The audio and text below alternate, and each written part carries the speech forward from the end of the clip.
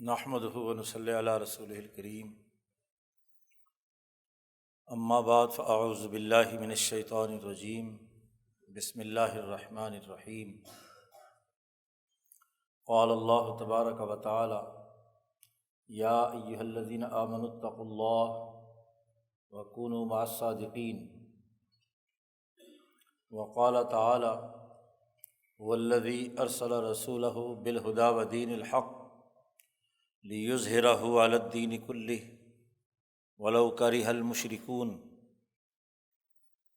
وقال النبی صلی اللہ علیہ وسلم: انما الاعمال بالنیات وانما لامرئ ما نوی۔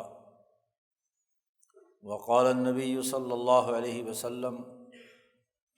کانت بنو اسرائیل تسوسهم الانبیاء کلما ہلک نبی خلفہ نبی وإنہ لا نبی بعدی سیکون خلفاء فیکثرون۔ وقال النبی صلی اللہ علیہ وسلم: کلمتان حبیبتان الی الرحمن خفیفتان علی اللسان ثقیلتان فی المیزان سبحان اللہ وبحمدہ سبحان اللہ العظیم۔ معزز دوستو، یہ بڑی مبارک تقریب ہے، کتاب مقدس قرآن حکیم کی تکمیل۔ یہاں گزشتہ 17 روزہ دورہ تفسیر کی تکمیل کی تقریب ہے۔ ماشاءاللہ یہاں دوستوں نے 17 روز تک قرآن حکیم کی تفسیر سنی، سمجھی، امتحانات دیے اور اس کی اسانید وغیرہ بھی تقسیم ہوں گی، انعامات بھی دیے جائیں گے۔ اور اسی کے ساتھ ساتھ امام بخاری رحمۃ اللہ علیہ کی یہ صحیح بخاری، اس کی بھی یہ تکمیل کی تقریب ہے۔ کتاب مقدس قرآن حکیم کے بعد سب سے مشہور ترین اصح الکتب بعد کتاب اللہ امام بخاری کی یہ کتاب صحیح بخاری ہے۔ اور تیسرا، اس موقع پر اس بر عظیم پاک و ہند میں یہ بخاری شریف کے پڑھنے پڑھانے اور علم حدیث کو فروغ دینے والی عظیم شخصیت حضرت الامام شاہ ولی اللہ دہلوی رحمۃ اللہ علیہ کی ایک کتاب القول الجمیل، اس کو نئی تحقیق اور تشریح کے ساتھ ادارہ رحیمیہ کی طرف سے شائع کیا گیا ہے، اس کی تقریب رونمائی بھی ہے۔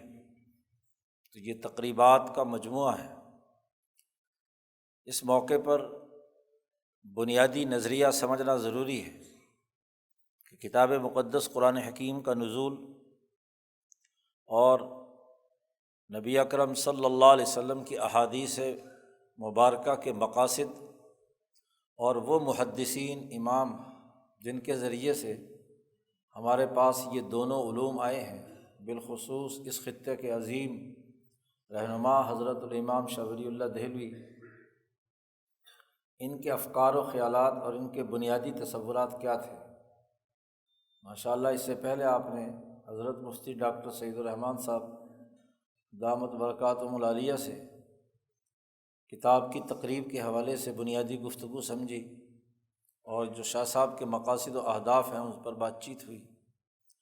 پھر کتاب مقدس قرآن حکیم کی عظمت اور اس کی اہمیت کے حوالے سے حضرت مولانا مفتی عبد المتین دامت برکاتہم نے آپ کے سامنے گفتگو کی ہے۔ اب ہم اس محفل میں حضرت امام بخاری رحمۃ اللہ علیہ کی اس کتاب کے حوالے سے کچھ بنیادی چیزیں اپنے پیش نظر رکھیں گے۔ پہلی بات تو یہ ہے جو ہر موقع پر ہمیں سمجھنا ضروری ہے کہ احادیث نبویہ دین اسلام کے ایک کامل اور مکمل اور جامع نظام حیات انسانیت کے سامنے پیش کرتی ہے۔ کتاب مقدس قرآن حکیم بنیادی اساسی اصول واضح کرتی ہے اور احادیث مبارکہ اس کا عملی نظام بیان کرتی ہے۔ دنیا میں گمراہیوں میں ایک بڑی گمراہی یہ بھی ہے کہ انسان اپنی ناقص عقل کے بل بوتے پر احادیث مبارکہ کا انکار کر دے اور یہ دعوے کرے کہ انسانی معاشرے اور نظام وہ صرف انسانی عقل کی اساس پر بنائے جا سکتے ہیں، ہمارے لیے عقل کافی ہے، اور عقل بھی وہ جو ان کی مزعومہ ہے۔ انبیاء علیہم السلام کا وہ جامع پروگرام جو انسانیت کی دنیاوی و اخروی فلاح کے لیے ضروری اور لازمی ہے، اس کی اہمیت ختم کر دی جائے، کہا جائے کہ وہ اپنے وقت کی ایک وقتی ضرورت تھی اور معاملہ ختم ہو گیا، یہ وہ خطرناک فکر و عمل ہے جس کی وجہ سے آج کے معاشرے زوال پذیر ہیں۔ ہزارہ دوم کے جو عظیم مجددین، بالخصوص حضرت مجدد الفسانی رحمۃ اللہ علیہ اور حضرت الامام شاہ ولی اللہ دہلوی رحمۃ اللہ علیہ نے عقلی طور پر بھی اس بات کو واضح کیا ہے کہ انسانی عقلوں میں سب سے اعقل الناس امام الانبیاء حضرت محمد مصطفیٰ صلی اللہ علیہ وسلم۔ عقلاء کی زبان میں جب گفتگو کی جاتی ہے اور دنیا کے علوم و فنون پر بحث کی جاتی ہے تو انسانوں میں جو سب سے زیادہ عقل مند ہوتا ہے اس نے کسی کام کے کرنے کا جو طریقہ دریافت کیا ہوتا ہے، لوگ اس کے پیچھے چلتے ہیں۔ جو کم عقل والا ہوتا ہے اس کے پیچھے نہیں چلتے۔ میڈیکل سائنسز میں دیکھ لیں، انجینئرنگ میں دیکھ لیں، اور زندگی گزارنے کے مختلف علوم و فنون کے رہنماؤں کے حوالے سے دیکھیں، جو ان میں سب سے زیادہ جینیس ہوتا ہے، سب سے زیادہ اعلیٰ درجے کی عقل کا استعمال کر کے نئی ایجادات اور دریافتیں کرتا ہے، اس کو لوگ مانتے ہیں۔ اور پھر جیسے ہی ایک عقل مند کے بعد ایک نیا عقل مند اگلے دور کے چیلنجز کے حوالے سے رہنمائی دیتا ہے تو پھر پچھلے کو چھوڑ کر آگے چلے جاتے ہیں۔ ایک زمانے میں نیوٹن کو سب سے بڑا عقل مند سمجھا جاتا تھا، اس نے بنیادی تصورات طبیعیات کی دنیا میں بہت بڑا انقلاب برپا کیا۔ آئنسٹائن آیا تو نیوٹن کے پورے کام پر پانی پھیر دیا، تصورات بدل دیے، نئے تصورات کے تحت، اس کے تصورات کے تحت آگے معاشرے بننے لگے۔ تو سوال یہ ہے کہ جس عقل کے پیچھے آپ پھر رہے ہیں اس عقل میں زیادہ عقل مند کی بات کو پیش نظر رکھا جاتا ہے۔ اب نبی اکرم صلی اللہ علیہ وسلم کی ذات گرامی وہ عظیم الشان شخصیت ہے کہ آپ صلی اللہ علیہ وسلم کی عقل، آپ صلی اللہ علیہ وسلم کا فہم، آپ صلی اللہ علیہ وسلم کی نورانیت، آپ کا قلب اطہر، آپ کی زبان مبارک، آپ کے الفاظ اور احادیث ایسی عقل مند زبان سے نکلے ہوئے ہیں کہ دنیا کا کوئی عقل مند اس کا احاطہ نہیں کر سکتا۔ انسانی زندگی کے تمام پہلوؤں کے حوالے سے دنیا میں جتنے عقل مند گزرے ہیں انبیاء کے علاوہ، وہ زیادہ سے زیادہ اس دنیا کے مادی پہلو کو سامنے رکھ کر سسٹم بناتے ہیں کہ جس کے ذریعے سے اس دنیا میں انسان اچھی اور صحت مند زندگی بسر کر پائے، صحت میں، اچھے مکانات بنانے میں، اچھی انسانی زندگی بسر کرنے کے ارتفاقات کے بارے میں۔ لیکن انبیاء علیہم السلام نہ صرف اپنے دور گرد و پیش کی مادی دنیا بلکہ ان کا مشاہدہ، ان کی عقل مرنے کے بعد کے معاملات پر بھی نظر رکھتی ہے اور اس انسان کی تخلیق سے پہلے کے معاملات پر بھی نظر رکھتی ہے۔ خاص طور پر نبی اکرم صلی اللہ علیہ وسلم، آپ کی علمیت، آپ کی عقلیت، آپ کی عملیت، آپ کی ذات گرامی سے پھوٹنے والی سیرت وہ انسانوں کے لیے ایسا عقل مندانہ بہترین جامع نمونہ پیش کر رہی ہے کہ جس کو اللہ پاک نے کہا ہے کہ آپ کا اسوہ حسنہ رہتی دنیا تک انسانیت کے لیے نمونہ رہے گا، لوگ اس کی پابندی کریں گے۔ مسلمانوں کو بالخصوص اور انسانوں کو بالعموم پابند بنایا گیا ہے کہ وہ آپ صلی اللہ علیہ وسلم کے اسوہ حسنہ کو اپنے سامنے رکھیں۔ لقد کان لکم فی رسول اللہ اسوۃ حسنہ، تمہارے سامنے رسول اللہ صلی اللہ علیہ وسلم کی زندگی اسوہ حسنہ ہے۔ تو آپ جیسے عقل مند، آپ جیسے عدل و انصاف کرنے والے، آپ جیسی اعلیٰ سیرت رکھنے والا کوئی فرد دنیا میں نہیں گزرا۔ اور آپ صلی اللہ علیہ وسلم نے انسانوں کی دنیاوی ضرورت، اخروی ضرورت، قبر اور حشر کی ضرورت، اور اس کے بعد جنت اور دوزخ کے مراحل کے حوالے سے انسانیت کی رہنمائی کی ہے۔ اس لیے یہ بات اچھی طرح سمجھ لینی چاہیے کہ جو دنیا میں سب سے زیادہ عقل مند ہے، ان کی احادیث مبارکہ، آپ کے اقوال، افعال، آپ کی تقریرات، سب کے سب انسانیت کے لیے رہنمائی کا منارہ ہے۔ جو لوگ عقل کے پیچھے لٹ لیے پھرتے ہیں اور انبیاء علیہم السلام کی تعلیمات سے روگردانی کرتے ہیں، وہ ہر طرح کی لایعنی وادیوں میں گھومتے پھرتے رہتے ہیں۔ فی کل وادی یہیمون، ہر ایک وادی میں ٹکرے مارتے ہیں۔ اس لیے یہ بات سمجھنا بڑا ضروری ہے کہ آج اس دور میں بھی رسول اللہ صلی اللہ علیہ وسلم کی سیرت مبارکہ اور آپ کی احادیث مبارکہ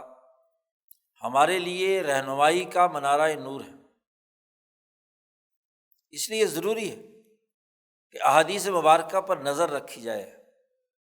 امام شاہ ولی اللہ دہلوی رحمۃ اللہ علیہ اور حضرت مجدد صاحب نے جب اس حقیقت کو لوگوں کے سامنے آشکارا کیا، اس حوالے سے تجدیدی کردار ادا کیا، تو پھر اس بات کو لازمی قرار دے دیا گیا کہ یہاں اس بر عظیم پاک و ہند کے تمام مدارس میں حدیث پاک کی 6 بنیادی کتابیں جنہیں صحاح ستہ کہا جاتا ہے، اس کی تعلیم و تدریس کا عمل ہونا چاہیے، اس کا فہم حاصل ہونا چاہیے، اس کے مطابق اپنے نظام زندگی کو استوار کرنے کی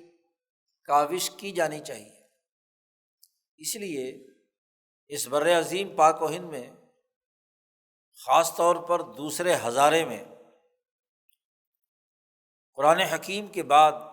ان احادیث مبارکہ کی کتابوں کی درس و تدریس کا سلسلہ شروع ہوا۔ امام شاہ ولی اللہ دہلوی نے اسے رواج دیا، اور آج حالت یہ ہے کہ پورے بر عظیم پاک و ہند ہی نہیں بلکہ دنیا بھر میں جہاں جہاں محققین علماء ربانیین موجود ہیں، وہ بخاری شریف کے پڑھنے پڑھانے، صحاح ستہ کے پڑھنے پڑھانے اور اس کی اہمیت کو سمجھ رہے ہیں۔ پھر امام شاہ ولی اللہ دہلوی نے یہ کام بھی کیا کہ ان احادیث مبارکہ کی اساس پر جو آج کے دور میں نظام زندگی وجود میں آنا چاہیے، اس کے بنیادی اساسی اصول اور اس کا فلسفہ عقلی نقطۂ نظر سے وہ اپنی عظیم الشان کتاب حجت اللہ البالغہ میں بیان کریے۔ ایک مکمل پروگرام عقل، نقل اور کشف کی بنیاد پر احادیث نبویہ کی روشنی میں انسانیت کے سامنے رکھا گیا۔ اب اس کا اصل متن یہ احادیث کی کتابیں ہیں۔ 6 کتابیں جو احادیث کی ہیں، ان میں سب سے زیادہ جامع، صحیح ترین اور نبی اکرم صلی اللہ علیہ وسلم کی براہ راست مرفوع احادیث کی سب سے عظیم کتاب یہ بخاری شریف ہے۔ ماشاءاللہ ہم نے اس سال کے شروع سے رمضان کے بعد ان طلباء نے یہ صحاح ستہ پڑھنے کا جو معمول مدارس میں رہا ہے وہ ہمارے ہاں چلتا رہا۔ حضرت مولانا زاہد محمود قاسمی صاحب نے کتابیں پڑھائیں، مولانا محمد جمیل صاحب نے پڑھائیں، یہ بخاری شریف مجھے پڑھانے کی توفیق حاصل ہوئی، تو آج اس کا ہم اختتامی سبق یہاں پر پڑھ رہے ہیں۔ اس موقع پر یہ بھی ضروری ہے کہ ہم اس بنیادی فکر اور فلسفے اور ترتیب کو سامنے رکھیں جو حضرت امام بخاری رحمۃ اللہ علیہ نے متعین کی ہے۔ ان کی کتاب کا بنیادی خاکہ کیا ہے، خود امام بخاری ان کی عظمت کیا ہے۔ امام بخاری رحمۃ اللہ علیہ 194 ہجری میں پیدا ہوئے، نبی اکرم صلی اللہ علیہ وسلم کی ہجرت کے کوئی 200 سال بعد۔ امام بخاری کا نام محمد بن اسماعیل بن ابراہیم بن مغیرہ الجعفی البخاری، خود اپنا نام محمد ہے، نبی اکرم صلی اللہ علیہ وسلم کے نام گرامی کی مناسبت سے آپ کے والد گرامی کا نام اسماعیل ہے، نبی اکرم صلی اللہ علیہ وسلم کی جد امجد حضرت اسماعیل علیہ السلام کی مناسبت سے۔ امام بخاری کے دادا کا نام ابراہیم ہے، جیسے نبی اکرم صلی اللہ علیہ وسلم کے جد اعلیٰ کا نام حضرت ابراہیم علیہ السلام ہے۔ ایک خاص نسبت حاصل ہے امام بخاری رحمۃ اللہ علیہ کو نبی اکرم صلی اللہ علیہ وسلم کی ذات گرامی سے۔ ابھی نوجوان ہی تھے کہ آپ کے ایک استاذ امام اسحاق ابن راہویہ بہت ضعیف ہو چکے تھے، ان کے طلباء ان کے چاروں طرف موجود تھے، تو انہوں نے خواہش ظاہر کی کہ میرا جی چاہتا ہے کہ کوئی نوجوان عالم جو احادیث کا حافظ بھی ہو، ایسی تمام احادیث ایک کتاب میں جمع کر دے جو مرفوع بھی ہوں اور صحیح بھی ہوں، یعنی اس کا سلسلہ سند رسول اللہ صلی اللہ علیہ وسلم تک جاتا ہو اور وہ ہر طرح کے عیوب سے پاک صحیح سند اور صحیح متن کے ساتھ اسے مرتب کیا جائے۔ امام بخاری فرماتے ہیں کہ جیسے انہوں نے یہ جملہ ارشاد فرمایا تو یوں لگا جیسے یہ جملہ میرے دل میں کھپ گیا ہے، میرے دل و دماغ پر چھا گیا، اور میں نے عزم کر لیا کہ میں اب رسول اللہ صلی اللہ علیہ وسلم کی احادیث مبارکہ اسی انداز میں جمع کروں گا۔ چنانچہ اس کے لیے امام صاحب نے یہ عزم اور ارادہ کر کے 16 سال کی محنت اور جد و جہد سے 6 لاکھ سندوں میں سے یہ 7,000 سے کچھ اوپر احادیث یہاں جمع کی ہیں، تکرار کے ساتھ 7,000 ہے، ویسے 4,000 کچھ حدیثیں ہیں بغیر تکرار کے۔ تو یہ ایک صحیح ترین اور مستند ترین کتاب امام بخاری نے یہاں جمع کی محنت شاقہ کے ساتھ، اور ایسے جمع نہیں کی کہ بغیر کسی ترتیب کے احادیث لکھتے جائیں، جیسا کہ امام بخاری سے پہلے کے اساتذہ عام طور پر ایسا ہی کرتے تھے، یا ترتیب بناتے تھے تو ایک مخصوص دائرے سے متعلق ہوتی تھی، زہد و رقاق سے متعلق تھی، یا فقہی نقطۂ نظر سے تھی، یا تفسیر کے تناظر میں تھی، یا صرف آپ صلی اللہ علیہ وسلم کی سیر اور سیرت سے متعلق تھی۔ امام بخاری نے یہ نہیں کیا، بلکہ امام بخاری نے ایک نیا اسلوب اختیار کیا، اور وہ اسلوب یہ اختیار کیا کہ ایک نیا آدمی 200 سال کے بعد دین کے متعلق بنیادی تصورات اس کے کیا ہونے چاہیے۔ خلافت عباسیہ کا زمانہ ہے، اس زمانے میں آپ موجود ہیں، اس زمانے میں عقلیات کا بڑا تقاضا تھا، متکلمین علم کلام کے بلبوتے پر بڑی گفتگو کر رہے تھے، مختلف تصورات پر عقلی نقطۂ نظر سے دین اسلام کو سمجھنے کی کوشش کر رہے تھے۔ تو عقلیات کے اس زمانے میں نبی اکرم صلی اللہ علیہ وسلم کی عقل اور شعور اور آپ کی تربیت کو، آپ کی سیرت کو سمجھانے کے لیے امام بخاری نے یہ کتاب لکھنا شروع کی کہ جو عقلی سوالات ہیں ان عقلی سوالات کو حل کرنے کے لیے ایک جامع کتاب، جس سے نبی اکرم صلی اللہ علیہ وسلم کا پورا نظام زندگی انسانیت کے سامنے آ جائے، اسے حل کیا جائے۔ متکلمین کی جماعتوں میں قدریہ، جبریہ، جہمیہ، اس طرح کی مختلف اور خارجی فرقے جو انتہا پسندانہ تھے، خاص طور پر جن میں وہ جنہوں نے دین میں غلو پیدا کیا، وہ جاہل جنہوں نے دین کے اندر تعویلات پیدا کی، وہ مبتل جو دین اسلام کے سسٹم کو باطل کرنے کے درپے تھے فکری طور پر، تو ان تمام کے توڑ کے لیے امام بخاری نے اپنی کتاب کا خاکہ بہت ہی زیادہ سوچ سمجھ کر قائم کیا، اور اس خاکے کے قائم کرنے کے لیے بھی امام بخاری نے مسجد نبوی کا انتخاب کیا۔ خاص طور پر مسجد نبوی میں بھی روضۃ من ریاض الجنہ، نبی اکرم صلی اللہ علیہ وسلم کے روضہ اقدس کے پاس بیٹھ کر جو منبر رسول اور آپ صلی اللہ علیہ وسلم کی قبر مبارک کے درمیان جگہ ہے، وہ روضۃ من ریاض الجنہ ہے۔ تو ریاض الجنہ میں بیٹھ کر اس کتاب کا خاکہ بنایا، خطہ تشکیل دیا۔ دنیا میں کتابیں آج تحقیق کرنے کے لیے جب لکھتے ہیں تو اس کا ایک خطہ پروگرام بناتے ہیں،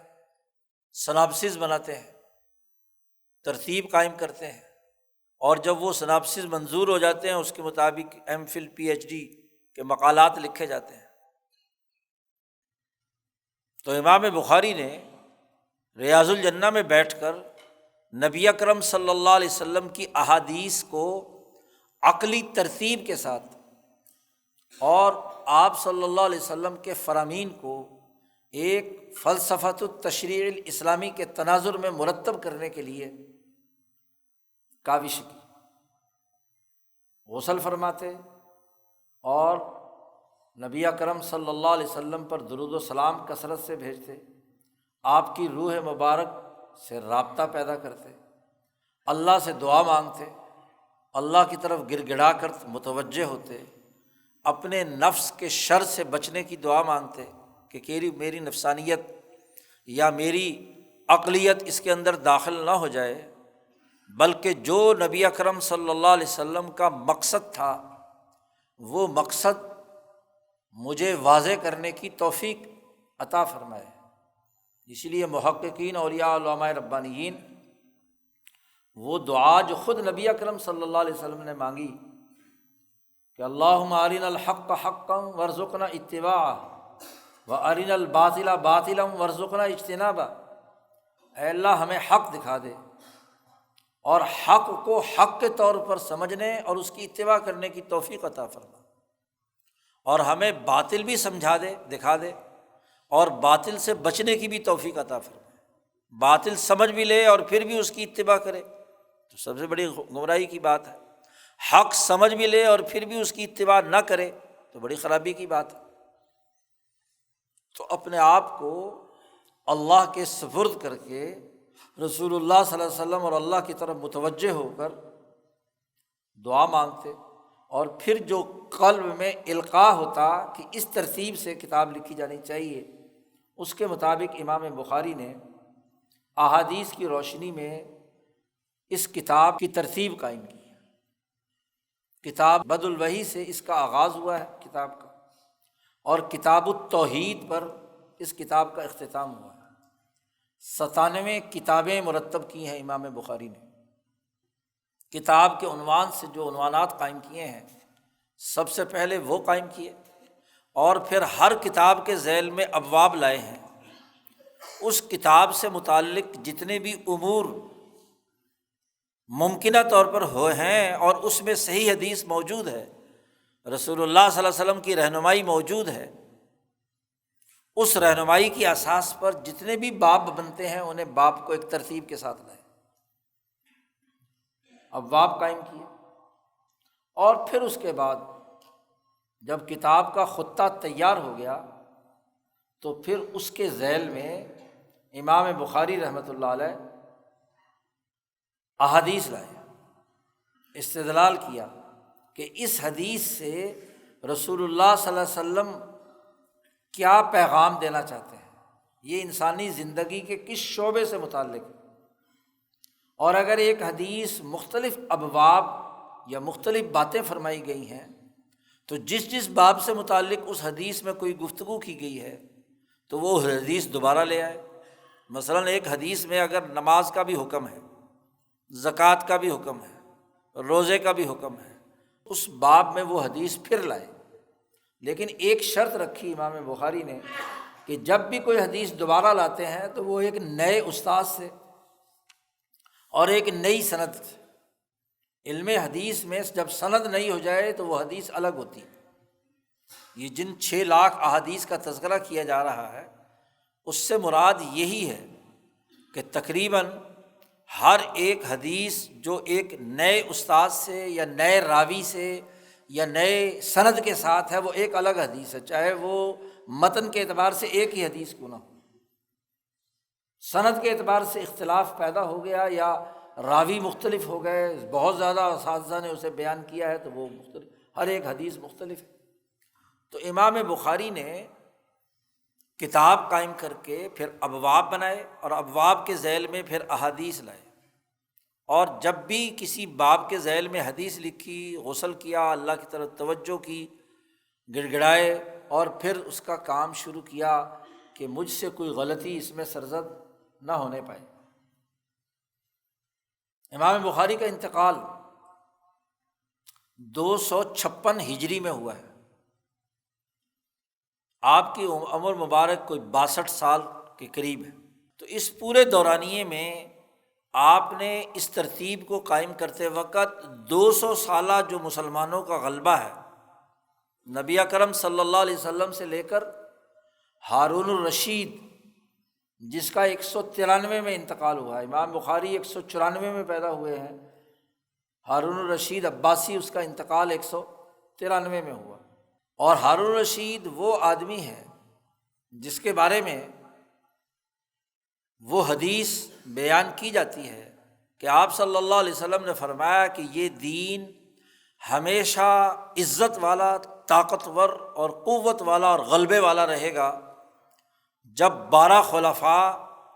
قریش کے حکمران رہیں گے۔ یہ دین بین الاقوامی طور پر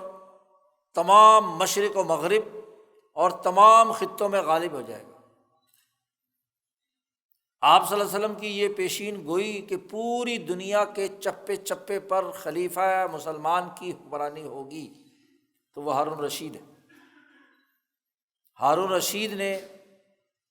25-30 سال کا جو حکمرانی کا دور ہے وہ دنیا بھر میں اسلام غالب ہو چکا تھا، مشرق مغرب شمال جنوب۔ تو اس 200 سالہ تاریخ کو بھی سامنے رکھا کہ غلبے کی یہ جو 200 سالہ تاریخ ہے، اس تناظر میں اس عرصے کے دوران جتنے لوگ بھی مسلمان ہوئے ہیں، ایرانی ہیں، رومی ہیں، قیصر و کسریٰ کے زیر حکومت ہیں، یا گاؤں دیہاتوں سے اور ادھر ادھر کے پہاڑی علاقوں سے مسلمان ہو کر یہاں آئے ہیں، ان کے سامنے عقلی طور پر واضح کیا جائے۔ عقلیات کے دور میں عقلی طور پر احادیث کو سمجھنے سمجھانے کا انداز و اسلوب سب سے پہلے امام بخاری رحمۃ اللہ علیہ نے اختیار کیا۔ عقلی طور پر جب ہم بات کرتے ہیں کسی بھی علم و فکر کی تو سب سے پہلے اس علم کے حصول کا جو ذریعہ ہے وہ متعین کیا جاتا ہے کہ آپ نے یہ علم حاصل کہاں سے کیا، کسی تجربے سے، کسی مشاہدے سے، کون سا نالج تھا جس کی اساس پر آپ یہ بات بیان کر رہے ہیں اور سماج کا سسٹم بنانا چاہتے ہیں۔ ہر سسٹم کے پیچھے ایک فکر چاہیے، اور فکر کسی نہ کسی طریقے سے حاصل ہوگا نا، یا تو قدیم میں کسی زمانے میں کسی نے پیش کیا تو نقل در نقل ہمارے پاس آ رہا ہے، جس کو نقل کہتے ہیں، یا آپ نے اپنے عقلی تجربے سے حاصل کیا تو اسے عقلیات کہا جاتا ہے۔ تجربیات کہا جاتا ہے، اور یا تیسرا طریقہ کشفیات کا ہے کہ آپ پر یہ خیال، یہ فکر منکشف ہوا ہے، کشف ہوا ہے، آپ کے ذہن کی پیداوار ہے، آپ کے ذہن پر ایک چیز آئی ہے، اور جب آپ نے اس کا پریکٹیکل کیا تو وہ پریکٹیکلی طور پر بھی ثابت ہو گئی۔ جب کوئی انسان غور و فکر کرتا ہے کسی چیز پر، دماغ لڑاتا ہے، تو ایک وقت آتا ہے کہ اس جدوجہد اور کوشش کے نتیجے میں اچانک ایک خیال آتا ہے، اور اس خیال کی اساس پر جب وہ عملی میدان میں ایک پریکٹیکل کرتا ہے تو وہ ثابت شدہ چیز ہوتی ہے۔ نیوٹن نے سیب گرتے ہوئے دیکھا اور اس کی اساس پر اسے کشش ثقل کے قانون کا خیال آیا،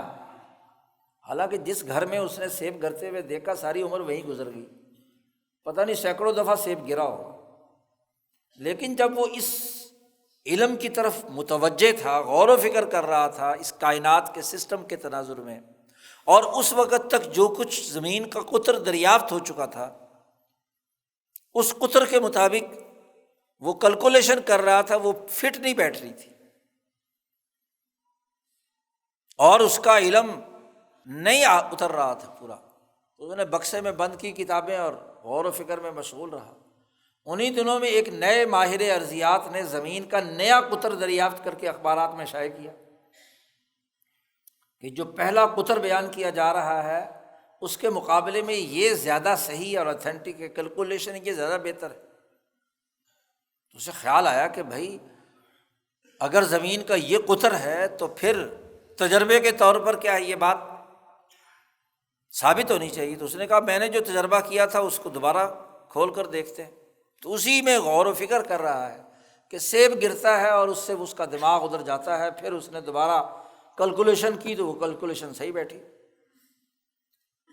اگر ایک غیر مسلم، ایک انسان توجہ ڈالتا ہے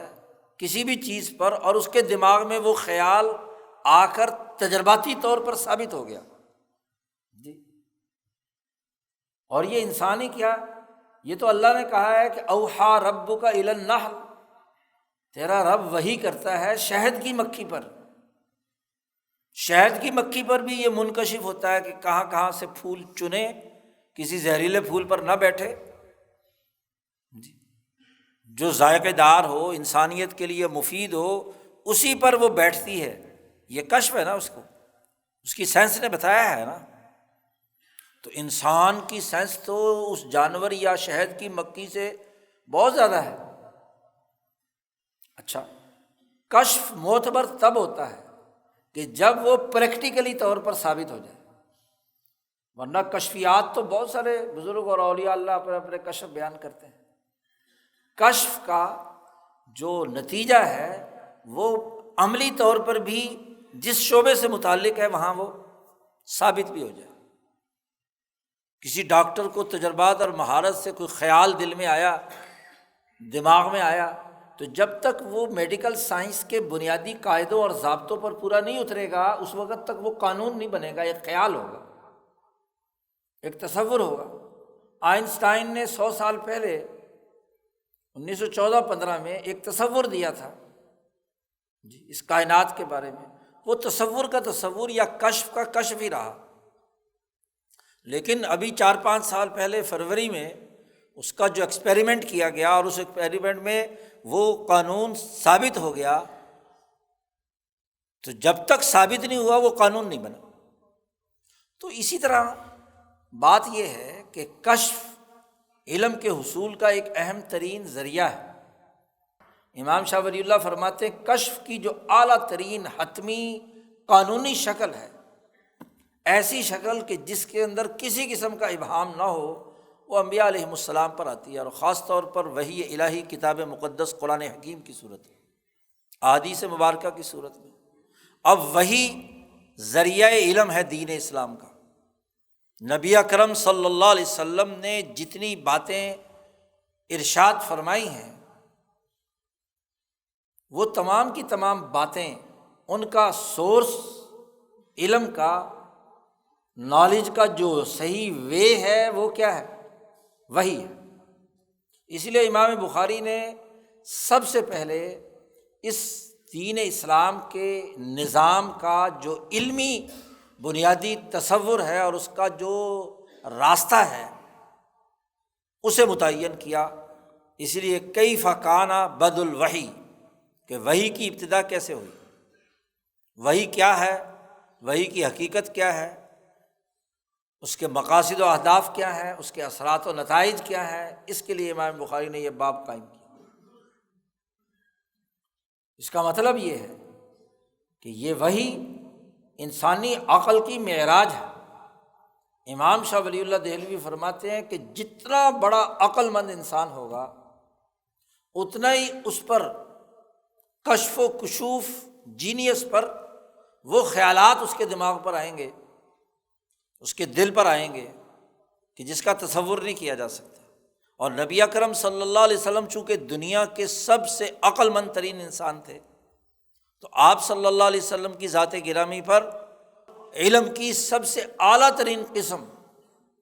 وحی الہی نازل ہوئی۔ یہ بنیادی ذریعہ ہے۔ جب علم آ جاتا ہے تو اس کے بعد دوسرا بڑا اہم ترین تقاضا یہ ہوتا ہے کہ جب علم آ جائے آپ کے پاس، حقیقت روشن ہو جائے۔ عائشہ صدیقہ فرماتی ہیں کہ آپ صلی اللہ علیہ وسلم کو وحی الہی سے پہلے ایسے سچے خواب آتے تھے جیسے سورج نکلتا ہے اور اس کے نکلنے میں کسی کو کوئی شک نہیں ہوتا۔ حقیقت روز روشن کی طرح سورج جیسے طلوع ہوتا ہے ایسے وحی آپ پر آتی تھی۔ اور جب حقیقت روشن ہو جائے تو دوسرا بڑا تقاضا ہر انسان سے یہ ہے کہ اس حقیقت پر ایمان لائے، تسلیم کرے۔ صبح صادق طلوع ہو جائے، سورج نکل کر اوپر آ کر روشنی بکھیر رہا ہو اور کوئی کہے کہ نہیں میں نہیں مانتا، مجھے تو شک ہے۔ نہیں، انسان وہ ہے جو اس پر ایمان اور یقین رکھے، ایمان لائے کہ واقعی سورج نکلا ہوا ہے۔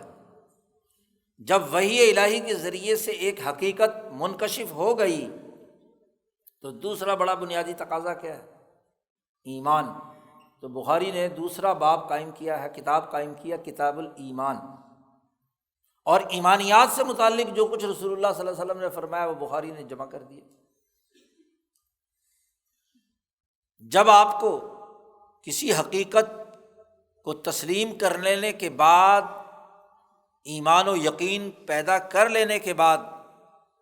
اگلا مرحلہ یہ ہے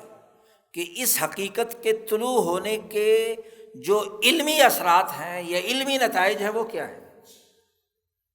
جب تک وہ متعین نہیں ہوں گے تو عمل کیسے ہوگا؟ عمل کے لیے علمی منہج، علم کا سیکھنا، جاننا۔ اب سورج کی روشنی پڑ رہی ہے، حقیقت ہے، وہ آ کر اس دنیا میں اس کرۂ ارض پر کہاں کہاں کیا کیا اثرات مرتب کر رہی ہے۔ جب تک اس کا علمی ڈھانچہ آپ کے سامنے نہیں ہے تو سورج کی توانائی سے آپ بھرپور فائدہ نہیں اٹھا سکتے۔ آپ کے علم میں یہ ہونا چاہیے کہ جب یہ لوہے پر پڑتی ہے تو اسے گرم کر دیتی ہے، اور اگر برف پر پڑتی ہے تو اسے پگھلا دیتی ہے۔ یعنی اس حقیقت کے اثرات جس پر وہ حقیقت منکشف ہو کر آئی ہے کیا مرتب ہو رہے ہیں۔ علم کے نتیجے میں آدمی یہ دیکھتا ہے کہ حقائق کی روشنی میں اس فرد پر کیا اثر ہے، اس پر کیا ہے، اس پر کیا اثر ہے، حیوانات پر کیا ہے، نباتات پر کیا ہے، انسانوں پر کیا ہے، طبیعات پر کیا ہے، معدنیات پر کیا ہے۔ یہ علم حاصل ہونا ضروری ہے جی۔ تو علمی منہج، اس میں طالب علم ہے، استاذ ہے، خود نسبت علم ہے، اس سے متعلق جتنی احادیث تھی امام بخاری نے کتاب العلم لائی۔ وہی ایمان، علم۔ اب اس علم کے نتیجے میں ایک انسان کو کیا کرنا ہے؟ سب سے پہلے طہارت اور پاکیزگی ہے۔ اس علم کی روشنی میں اس نور نبوت کے سورج سے توانائی لے کر اپنے جسم کو پاک کرنا ہے، وضو ہے، غسل ہے،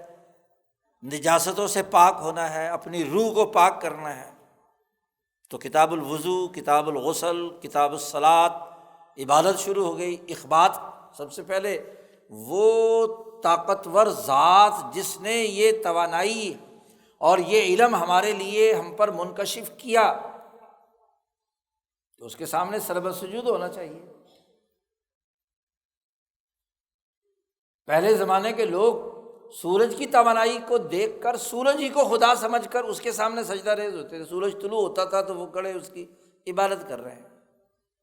رات کو چاند طلوع ہوتا تھا تو وہ اس کے سامنے سربسجود ہو جاتے تھے۔ اب وہ علم جس سے انسان کا دماغ روشن ہوا ہے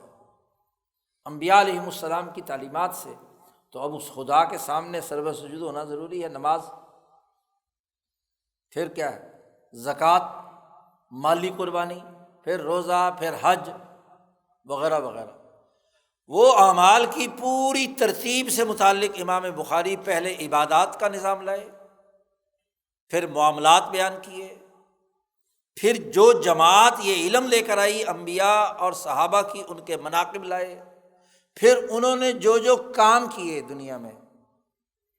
دین کے غلبے کے لیے، سیاست میں، معیشت میں، دین کو غالب کرنے کے لیے، مغازی، جہاد وغیرہ وغیرہ،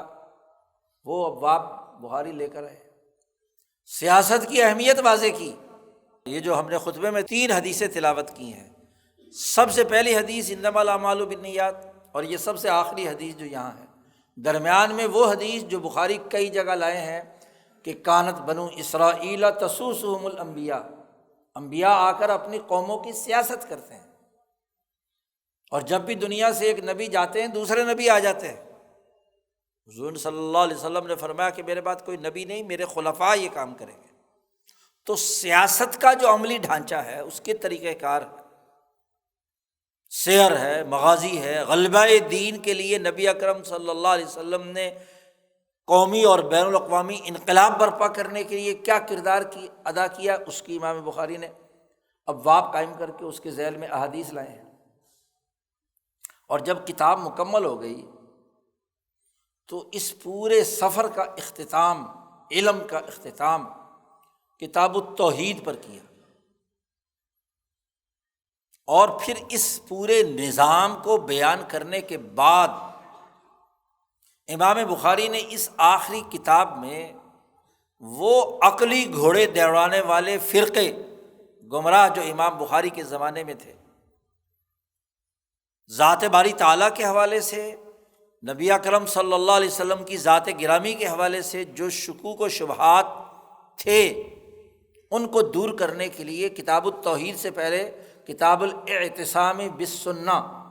نبی اکرم صلی اللہ علیہ وسلم کی سنت کو مضبوطی سے پکڑنے کا باب قائم کیا ہے کہ پہلے رسول اللہ صلی اللہ علیہ وسلم نے جو سسٹم بنایا ہے اس کو مضبوطی سے پکڑنے کی ضرورت ہے۔ حضور صلی اللہ علیہ وسلم نے فرمایا تم میری اطاعت کرو اور میرے خلفائے راشدین کی اطاعت کرو، سنتی و سنت الخلفاء الراشدین المہدیین، بخاری وہ حدیث لائے۔ اور پھر یہ کتاب توحید میں رسول اللہ صلی اللہ علیہ وسلم نے اللہ تبارک و تعالیٰ کی جو توحید جس انداز میں بیان کی ہے قرآن میں اور احادیث میں، اس کو اس کتاب میں بیان کیا۔ جب ذات باری تعالیٰ کی بات آئے گی کہ انسان کو اسماء الحسنی، اللہ کے 99 نام ہیں، ان پر ایمان رکھنا ہے، انہیں ماننا اور تسلیم کرنا ہے، اور اگر ان کا مجموعی خلاصہ نکالا جائے تو اس زمانے کے عقلاء نے اور آج تک بھی تمام متکلمین کے ہاں جو گفتگو کی جاتی ہے کہ اللہ کے اسم اور اس کی توحید اور ذات کے بعد اس کی صفات کے حوالے سے جو بنیادی صفات شمار کی جاتی ہیں وہ اللہ کا الحی ہونا، القیوم ہونا، اس کا قدیر، سمیع، بصیر، اس کا انسانوں کے ساتھ کلام کرنا، گفتگو کرنا، بنیادی طور پر 7-8 بنیادی صفات متعین کی جاتی ہیں ذات باری تعالیٰ کے حوالے سے، جو کتاب مقدس میں اس کا رزاق ہونا، ذوالقوۃ المتین ہونا وغیرہ وغیرہ۔ تو امام بخاری نے ان اسماء الحسنی میں جس اسم کے ذیل میں بخاری کے پاس حدیث تھی وہ باب قائم کیا، عنوان قائم کیا، اور اس باب کے ذیل میں وہ حدیث لائے، قرآن کی آیات لائے، اور اس کا جو صاف شفاف مطلب بنتا تھا توحید کے نقطۂ نظر سے وہ امام بخاری نے واضح کیا۔ اور جو ان کے زمانے کے مختلف فرقے، جن میں جہم ابن صفوان، جس کے نام سے جہمیہ فرقہ ہے، جو عقل کے گھوڑے دوڑاتا تھا، گمراہی کی آخری حد پر تھا، اور اس کے نتیجے میں اور اس کے گرد و نواح کے مختلف فرقے اور خارجیوں کے، قدریوں کے، جبریوں کے مٹ چکے ہیں یہ فتنے امام بخاری کے جد و جہد کے نتیجے میں۔ اس لیے انہیں بیان کیا کرنا، عقل سے ماوراء گفتگو کرنے والے لوگ تو نبی کی عقل اور احادیث نبویہ کی عقل کے مقابلے میں ان کی بیچاروں کی کچھ نہیں چلی، 1400 سال میں کوئی ان کا نام بھی نہیں جانتا، ختم ہو چکے وہ۔ تو امام بخاری رحمۃ اللہ علیہ نے صاف شفاف جو توحید کی ذات و صفات سے متعلق بحثیں تھیں ان کو واضح کیا اس کتاب میں، اور اختتام کیا ہے اللہ کی صفت کلام سے۔ حضرت مولانا محمد قاسم نانوتوی رحمۃ اللہ علیہ لکھتے ہیں کہ بخاری نے ترتیب قائم کرتے وقت آغاز کیا ہے وحی سے، اور اختتام کیا ہے اللہ کی صفت کلیم سے، کہ اللہ نے گفتگو کیا، کلام کیا۔ کلام سے متعلق جو احادیث بنتی تھی وہ امام بخاری یہاں لائے ہیں۔ آخری کئی ابواب جو ہیں وہ کلام سے متعلق ہے، اور کلام میں جو آخری کلام ہے وہ کتاب مقدس قرآن حکیم ہے۔ اس کی اہمیت پچھلے باب میں بیان کی ہے، اور اس کے حوالے سے جو انسانوں کے رویے ہیں اس پر گفتگو کی ہے۔ تو حضرت نانوتوی فرماتے ہیں کہ اللہ کی صفت کلام کو سب سے آخر میں ثابت کیا، تو کلام الہی یعنی وحی الہی سے آغاز کیا ہے اور وحی الہی پر اختتام کیا ہے کلام پر، صفت کلام کی وضاحت اور تشریح پر۔ اس لیے امام بخاری نے آخری یہ باب قائم کیا ہے اور اس کے ذیل میں اس کلام کی نشاندہی کی ہے کہ جو کلام اللہ کو بہت ہی زیادہ محبوب ہے۔ اور پھر اس باب کے عنوان میں امام بخاری نے ایک اور حقیقت کو بھی واضح کیا ہے کہ اللہ کی صفت العدل ہے۔ تو اس پورے دین اسلام کے نظام کی جو بنیادی اساس اور فکر و فلسفہ ہے وہ نظریہ عدل ہے۔ اللہ خود عدل کرنے والا ہے، لوگوں پر کسی قسم کا ظلم نہیں کرے گا۔ خود اللہ نے فرمایا ہے کہ وَلَا يُظْلَمُونَ فَتِيلًا، ایک کھجور کی گٹھلی کے اندر ایک سفید سی جھلی ہوتی ہے، گٹھلی اور کھجور کے درمیان جھلی ہوتی ہے، اور جو اس کا پیٹ ہوتا ہے نا اس میں ایک سفید دھاگا ہوتا ہے، اس کو فتیلہ کہتے ہیں۔ اس فتیلے کے برابر بھی اللہ ظلم نہیں کرے گا کسی کے ساتھ، جس نے جیسا عمل کیا ہوگا ویسے ہی اس کے اعمال کے مطابق اس کے نتائج اس کے سامنے آئیں گے۔ تو ظلم کی وہ بنیادی وصف ہے جو عدل سے متصادم ہے، اور ذات باری تعالیٰ کے ساتھ اس کا کوئی تصور نہیں ہو سکتا۔ وہ سراپا عدل ہے، اور وہی عدل کی بنیاد پر دنیا میں احادیث نبویہ ایک ایسا نظام قائم کرنا چاہتی ہیں جو عدل و انصاف پر مبنی ہے۔ اس کے لیے بخاری نے یہ باب قائم کیا ہے، باب قول اللہ ونضع الموازین القسط لیوم القیامۃ۔ آخری باب اس کتاب التوحید کا امام بخاری قائم کرتے ہیں، اور وہ اللہ تبارک و تعالیٰ کی ایک آیت کے ساتھ۔ باب ایسا جامع معنی قائم کرتے ہیں کہ جس میں بہت سے پہلو سمیٹے ہوئے ہوتے ہیں بخاری نے۔ چونکہ یہ آخری کتاب ہے تو انسانوں کو یہ بھی بتانا ہے کہ انسانوں کے اعمال تولے جائیں گے قیامت میں، وہ اپنے اعمال کا محاسبہ کریں، محض عقلیات کے گھوڑے دوڑانے اور محض عقلی گھوڑوں پر اعمال کو استوار کرنے اور مادی فائدے کے لیے نظام بنانے تک ہی نہیں، انہیں اپنے فکر و عمل کا جائزہ لینا ہے کہ آخرت میں میزان میں ان کے ساتھ معاملہ کیا ہوگا۔ تو آخرت، عدل اور آخری حدیث، آخری باب، یہ تمام پہلو بخاری نے یہاں اس باب کے عنوان میں سمیٹ دیے۔ اللہ پاک فرماتے ہیں کہ ہم عدل و انصاف کے ترازو لگائیں گے قیامت کے دن، ہر آدمی کا عمل، اس کا فکر، اس کا نظریہ، اس کی عقل بھی تولی جائے گی، عقل کی بنیاد پر چیزیں ہوں گی جی۔ وَأَنَّ أَعْمَالَ بَنِي آدَمَ وَقَوْلَهُمْ يُوزَنُ، بخاری کہتے ہیں کہ بنی آدم کے اعمال اور ان کے اقوال، ان کا وزن کیا جائے گا۔ انسان اس زندگی میں دو بنیادی کام روزانہ صبح سے شام بلکہ 24 گھنٹے کرتا ہے۔ زبان سے بولتا ہے، کبھی اس کی زبان چپ نہیں رہتی، صبح سے باتیں شروع کرتا ہے، شام تک باتیں ہی کرتا رہتا ہے، اقوال بھی ہے، اور اسی طرح دوسرا عمل اس کا جسم کرتا رہتا ہے، کوئی نہ کوئی حرکت، ہاتھ پاؤں جسم ہر وقت حرکت پذیر ہے، کبھی کھا رہا ہے، کبھی پی رہا ہے، کبھی سو رہا ہے، کبھی خرید و فروخت کر رہا ہے، کبھی ادھر جا رہا ہے، کبھی ادھر جا رہا ہے۔ تو اعمال اور اقوال دو چیزیں ہیں۔ بخاری نے کہا کہ بنی آدم کے اعمال بھی اور ان کے اقوال بھی، ان کا وزن کیا جائے گا کہ آپ نے یہ بات جو کہی ہے کس وزن کی ہے، اچھے وزن کی ہے یا برے وزن کی ہے، جو نیکی بھی کی ہے اس کا وزن کتنا ہے، اور جو برائی بھی کی ہے وہ کتنے مقدار کی ہے۔ کیونکہ جب بھی کسی چیز کا سسٹم بنایا جائے تو ہر چیز کا تول ہوگا نا، ہر چیز کی پیمائش کی جائے گی، بغیر پیمائش کے دنیا کا کوئی کام نہیں ہوتا۔ بلڈنگ بنانی ہو تو پیمائش، کوئی وزن ڈالنا ہو تو اس کا وزن، کوئی چیز کاشت کرنی ہو تو اس کا وزن، ہر چیز کے حوالے سے یہ لازمی اور ضروری ہے کہ اس کا ایک باقاعدہ سسٹم بنے۔ تو زبان سے بات کی جانے والی کا کیا وزن ہے، کیا اثرات ہیں، کیا نتائج ہیں۔ ایک ڈاکٹر طب کے میدان میں کوئی بات کہے تو اس بات کا انسانوں پر کیا اثر ہوتا ہے، کتنے وزن کی بات ہے جی۔ ایک انجینئر بات کہے تو کتنے وزن کی بات ہے، ایک نبی بات کہے تو اس کا وزن کیا ہے،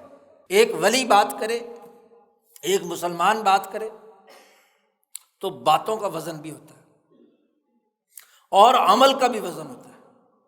تو بخاری کہتے ہیں کہ یہ دونوں ترازو میں رکھ کر تولے جائیں گے۔ اب اس قرآن حکیم کی اس آیت میں القسط کا لفظ آیا تھا، تو امام بخاری نے اس کی تشریح کی اپنے ترجمۃ الباب میں، باب کے عنوان میں، وقال مجاہد، القسطاس رومی زبان کا لفظ ہے۔ قرآن حکیم مختلف زبانوں کے الفاظ کو جب عربیت میں ڈھالتا ہے تو بیان کرتا ہے۔ یہ رومی زبان کا لفظ ہے اور اس کا مطلب ہے عدل۔ القسطاس ہو، قسطاس ہو، القسط ہو، تو جو قرآن حکیم نے کہا ہے نضع الموازین القسط، کہ عدل کے ترازو ہم لگائیں گے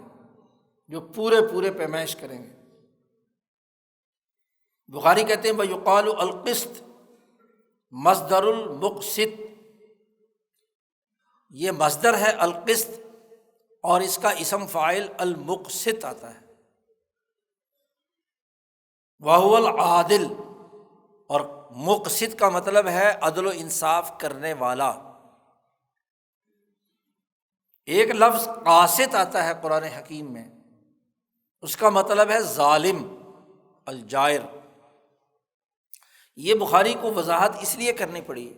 کہ قرآن حکیم میں اللہ پاک فرماتے ہیں کہ ہم مقسطین سے محبت رکھتے ہیں، عدل و انصاف کرنے والوں سے، اور دوسری جگہ پر سورۃ الجن میں فرمایا وَأَمَّا الْقَاسِطُونَ فَكَانُوا لِجَهَنَّمَ حَطَبًا، کہ جو قاسط ہیں ان کے لیے ہم نے جہنم تیار کر رکھی ہے۔ تو ایک ہی مادے سے دو الگ الگ لفظ ہیں، ایک قاسط ہے جو ثلاثی مجرد ہے، صرف پڑھنے والے جانتے ہیں، اور ایک مزید فی میں ہے مقسط، اس کا مطلب عدل ہے، انصاف ہے، اور قاسط کا مطلب ظالم ہے۔ تو طالب علم کو بخاری نے سمجھا دیا کہ دونوں لفظوں میں ابہام مت پیدا کیا جائے، جی دو الگ لفظ ہیں اور دونوں کے معنی ایک دوسرے سے متصادم ہیں،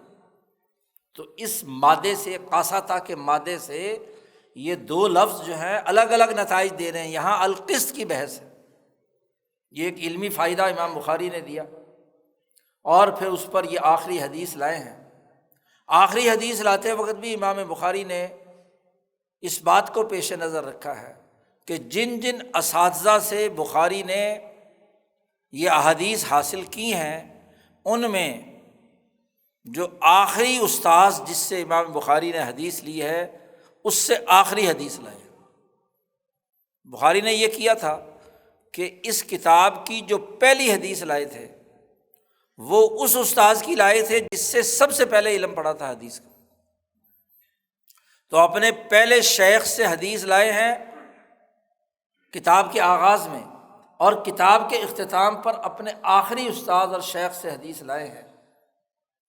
وَبِهِ قَالَ حَدَّثَنَا احمد بن اشکاب، امام بخاری نے نبی اکرم صلی اللہ علیہ وسلم کی اس حدیث کو بیان کرتے ہوئے اپنا سلسلہ سند بیان کیا ہے۔ حدیث چونکہ رسول اللہ صلی اللہ علیہ وسلم کی ہے، بخاری امام حضرت محمد مصطفیٰ صلی اللہ علیہ وسلم کے 200 سال بعد دنیا میں آئے ہیں، تو بخاری جو حضور صلی اللہ علیہ وسلم کا قول یا حدیث نقل فرما رہے ہیں، ظاہر ہے بخاری تو حضور کے زمانے میں نہیں تھے، تو بخاری نے کہاں سے سنی؟ تو بخاری نے اپنے اساتذہ کا سلسلہ سند بیان کیا ہے کہ میں نے اس استاد سے سنی، اس نے اس سے سنی، اس نے اس سے سنی۔ بخاری نے کہا کہ احمد بن اشکاب سے میں نے سنا، وہ کہتے ہیں کہ میں نے یہ محمد ابن فضیل سے سنی، اور محمد بن فضیل عمارۃ بن القعقاع سے حدیث سن رہے ہیں، اور وہ ابو زرع سے سن رہے ہیں،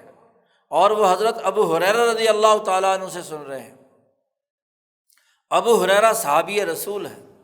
وہ نبی اکرم صلی اللہ علیہ وسلم سے یہ حدیث بیان کر رہے ہیں۔ تو بخاری نے اپنے اساتذہ سے لے کر رسول اللہ صلی اللہ علیہ وسلم تک پورا سلسلہ سند بیان کر دیا۔ علم حدیث اور علم وحی میں اس بات کو بڑی اہمیت دی جاتی ہے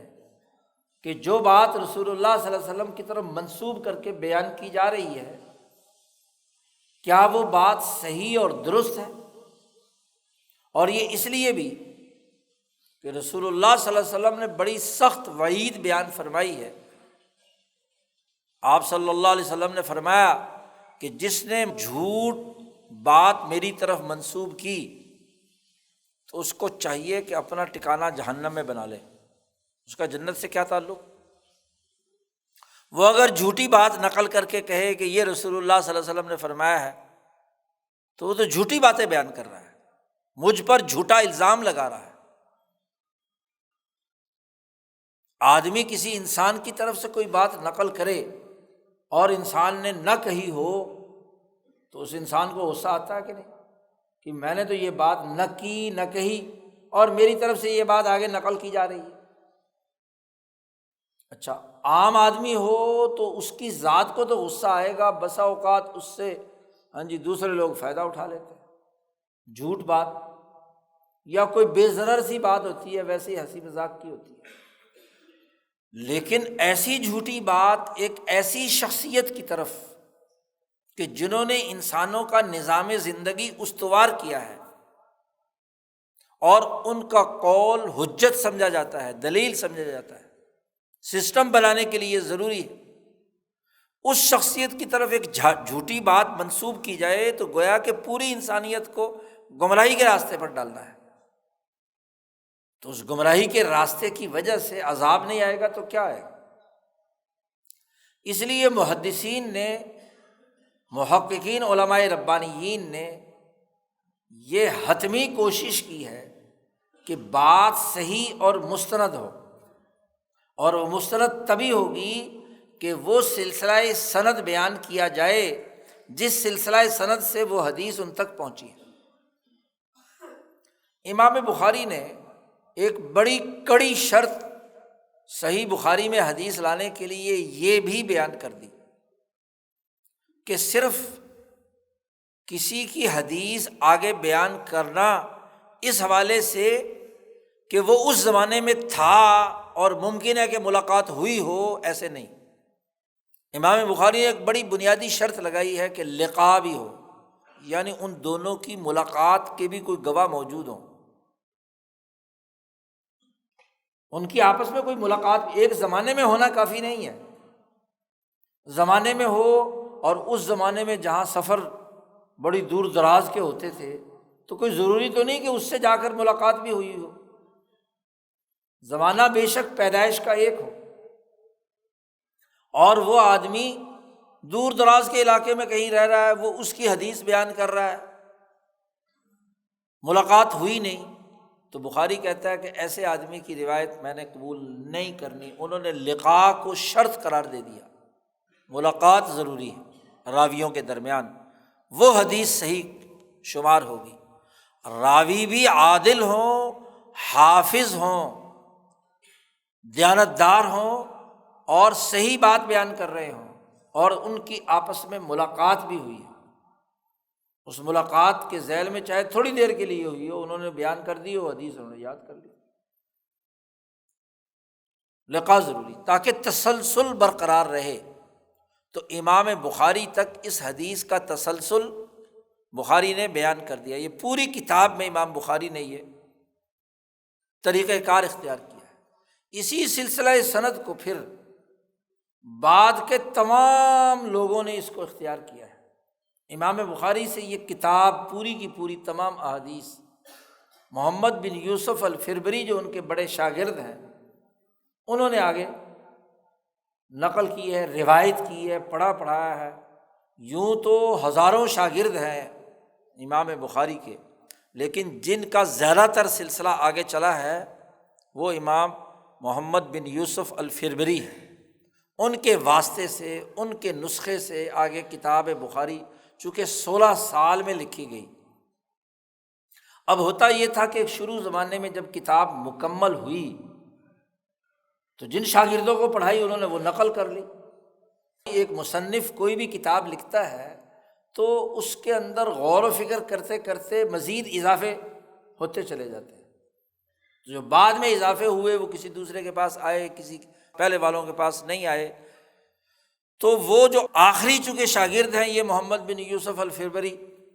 تو ان کی کتاب، ان کی روایت جامع معنی ہے، آخری ایڈیشن ہے گویا کہ سمجھ لو اس کتاب کا۔ اس کا جو سلسلہ سند ہے بڑے بڑے محققین علماء کے ذریعے سے دنیا بھر میں پھیلا ہے۔ بخاری کے ایک عظیم شارح ہیں حافظ ابن حجر، شیخ زین الدین الزکریہ الانصاری، یہ بڑے بڑے محققین ہیں، ان کے سلسلہ سند سے یہ امام حرم شیخ ابو طاہر الکردی المدنی تک اس کی روایت پہنچی ہے، اور ایک سلسلہ سند کے تحت شاہ ولی اللہ صاحب کے والد گرامی حضرت شاہ عبد الرحیم دہلوی رحمۃ اللہ علیہ تک یہ سلسلہ سند چلا ہے۔ دونوں سلسلہ ہے سند شاہ صاحب نے اپنی کتابوں میں بیان کیے ہیں۔ ہندوستان میں چونکہ اس کے پڑھنے پڑھانے کا جو سلسلہ شروع ہوا ہے وہ امام شاہ ولی اللہ دہلوی نے باقاعدہ نصاب بنا کر مدارس میں پڑھنے پڑھانے کا معمول شروع کیا۔ اس سے پہلے درس کے نصابی کتاب نہیں تھی، پڑھتے تھے جن کا جی چاہتا تھا، شوق ہوتا تھا، افراد تھے اکا دکا جو پڑھ لیتے تھے، لیکن باقاعدہ نصابی کتاب کے طور پر اسے دین اسلام کی تعلیم کے نصاب میں امام شاہ ولی اللہ رحمۃ اللہ علیہ نے داخل کیا ہے۔ اور امام شاہ ولی اللہ کا یہ سلسلہ سند ان کے صاحبزادے حضرت شاہ عبدالعزیز صاحب، شاہ عبدالعزیز دہلوی کے بعد حضرت شاہ عبدالغنی مجددی دہلوی، ان کے شاگرد ہیں حضرت مولانا محمد قاسم نانوتوی رحمۃ اللہ علیہ، جنہوں نے یہ بخاری شریف کے آخری 6 پاروں کا حاشیہ لکھا ہے جی۔ ان کے شاگرد ہیں حضرت شیخ الہند مولانا محمود حسن، ان کے شاگرد ہیں مولانا سید حسین احمد مدنی رحمۃ اللہ علیہ، اور حضرت مدنی کے شاگرد ہیں مفتی اعظم پاکستان مفتی ولی حسن ٹونکی رحمۃ اللہ علیہ۔ ہم نے یہ بخاری شریف ان سے پڑھی ہے پوری اول سے آخر تک۔ تو شاہ ولی اللہ کے سلسلے سند سے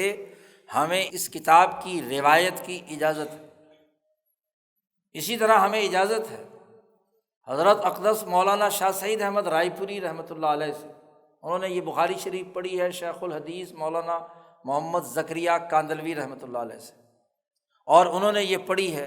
حضرت مولانا خلیل احمد سہارنپوری رحمۃ اللہ علیہ سے، اور انہوں نے یہ پڑھی ہے مولانا احمد علی محدث سہارنپوری، اور مولانا احمد علی محدث سہارنپوری جنہوں نے اس کتاب کا حاشیہ لکھا ہے، ان کے استاذ ہیں حضرت شاہ اسحاق صاحب۔ ہاں، شاہ عبدالعزیز صاحب اور شاہ عبدالغنی مجددی کے درمیان شاہ اسحاق جو ان کے نواسے ہیں شاہ عبدالعزیز صاحب کے، شاہ اسحاق صاحب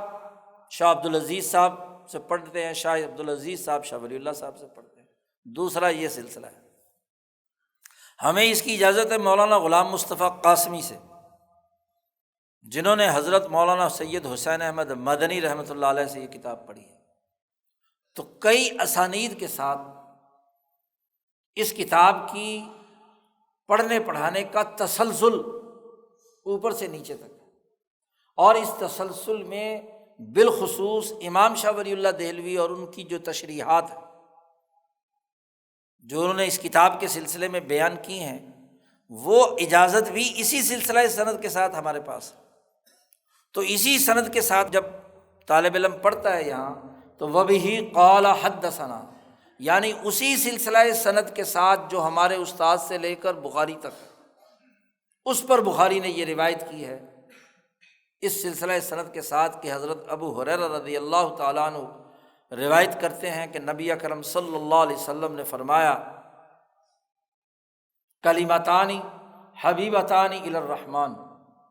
2 کلمے ہیں جو رحمان کو بہت محبوب ہے۔ کلمہ عربی میں اس جامع جملے کو کہا جاتا ہے جو انسانی زندگی کے بنیادی اور اہم پہلوؤں کا احاطہ کیے ہوئے ہو پوری جامعیت کے ساتھ، الکلمۃ الجامعہ۔ جیسے کلمہ طیبہ لا الہ الا اللہ محمد الرسول اللہ ہے، یہ عنوان ہے دین اسلام کی تمام ذمہ داریوں کو قبول کرنے کا، کلمہ جامعہ ہے۔ ایسے ہی